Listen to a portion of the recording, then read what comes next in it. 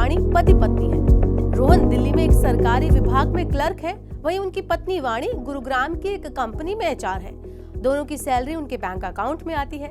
रोहन और वाणी ने अपने खर्चे बांट रखे हैं। घर के खर्च जैसे किराया, राशन, ट्रैवल आदि का खर्च रोहन की सैलरी से जाता है। वहीं कार लोन या फिर दूसरे बड़े खर्च जो है वो वाणी अपने अकाउंट से करती हैं। दोनों अगले साल समर वेकेशन में यूरोप के टूर पर जाने की प्लानिंग कर रहे हैं। इसके लिए हर महीने कुछ पैसे भी वो सेव कर रहे हैं। क्योंकि वेकेशन पर अगले ही साल जाना है, ऐसे में वाणी एफडी जैसी लंबी अवधि के लिए निवेश करने से बच रही है। ऐसे में उनका पैसा बैंक के सेविंग अकाउंट में ही पड़ा हुआ है। यहाँ उन्हें सिर्फ 3% का ही ब्याज मिल रहा है। वहीं अगर वाणी समझदारी से काम लेती और उन्हें स्वीप इन एफडी के बारे में पता होता तो वो सेविंग अकाउंट पर ही एफडी जितना ब्याज प्राप्त कर सकती थी। स्वीप इन फिक्स्ड डिपॉजिट बचत बैंक खाते में जमा राशि पर बेहतर रिटर्न प्राप्त करने का एक आसान तरीका है। चलिए आइए इस वीडियो में बताते हैं कि स्वीप इन एफडी है क्या, इसमें कैसे अपना पैसा आप निवेश कर सकते हैं, इसमें पैसा कितने दिनों के लिए लॉक इन होता है और बैंक इस पर कितना ब्याज देते हैं। साथ ही आपको बताएंगे कि क्या आपको निवेश के दूसरे तरीकों की बजाय इसमें पैसा रखना चाहिए या नहीं। आइए इसके बारे में जानते हैं। स्वीप इन एफडी एक ऑटो स्वीप सर्विस होती है, यानी आपके सेविंग अकाउंट में जो भी एक्स्ट्रा पैसे होते हैं उन्हें एफडी में ट्रांसफर कर दिया जाता है। जमा में स्वीप 181 दिन या 366 दिन जैसी लंबी अवधि के लिए होता है। अब सवाल उठता है कि अकाउंट में एक्स्ट्रा पैसे कब माने जाएंगे और कब पैसे ट्रांसफर होंगे। तो इसके लिए आपको पहले एक थ्रेशोल्ड लिमिट तय करनी होगी, यानी एक लिमिट जिससे ज्यादा पैसा होने पर वह एफडी में ट्रांसफर हो जाएगा। इस तरह आपको सेविंग्स अकाउंट पर ही एफडी वाला ब्याज मिलने लगेगा।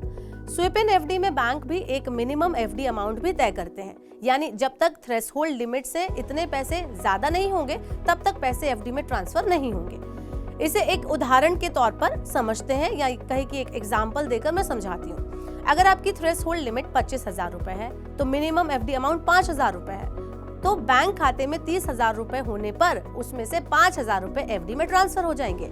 स्वीप एफडी में बैंक एक मैच्योरिटी पीरियड भी तय करता है, यानी उससे पहले आप एफडी के पैसे नहीं निकाल सकते।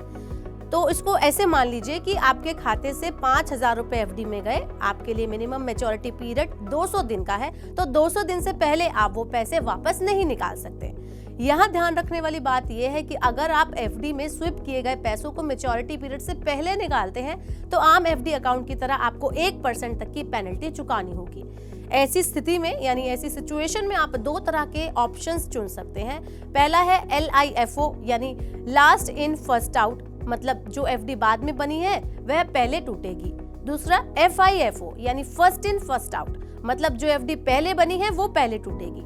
आइए अब पेनल्टी का भी हिसाब लगा लेते हैं। तो मान लीजिए कि आपने जो एफडी कराई उस पर 4.5% ब्याज मिला, जबकि जरूरत पड़ने पर उसे तोड़ा तो 1% तो पेनल्टी में ही चला गया।